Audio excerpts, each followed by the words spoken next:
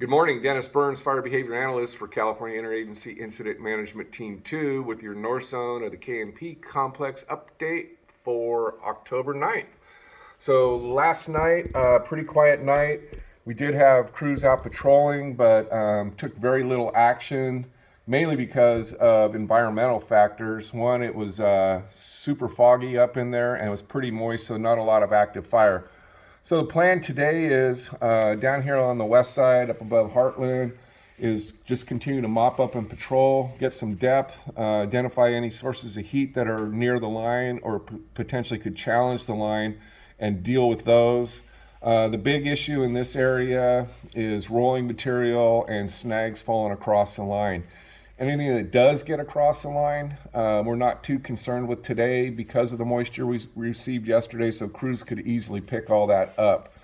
Moving on up into the Wasonia area and the Grove of Giant Sequoia, just continuing prepping in this area, just looking for opportunities to, buffer things up and make sure everything's secure in there. Coming up onto the Generals Highway in Division Sierra, where we brought fire down to the highway, again mopping up and patrolling, and that basically comes all the way back to the highway there near Quail Flat. So just strengthening all this containment line, pretty much the same story as the division uniform area. That'll be the same story all the way down the highway until where the fire dives off the highway behind Montecito. What they're going to do is evaluate the potential of going direct, so that's 1 foot in the black, 1 foot in the green, putting our fire line right up against the fire's edge. So we're going to try and take advantage of the weather to do that. There are several drainages that are pretty sketchy, but the crews are going to look at that. So this may end up being a combination of direct line and then backing off in a couple of areas, indirect, and doing a little bit of burning, and then picking it back up direct and taking it out to the highway. The same story down here, up behind Stony Creek Village, where the fire came across the highway. We have some line established here.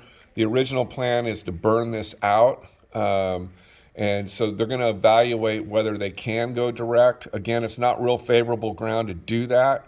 But if there are some opportunities, they're going to take advantage of that. So that's kind of what we're looking at to do there. This part of the fire really by Cabin Creek really hasn't moved. It's not showing a lot of heat on the IR. So we're feeling pretty confident that it's going to stay where it kind of belongs. And moving down into Division Lima, up above the Grove here, this part of the fire has gotten out into some really rocky fuels and whatnot. No movement since Monday in this area.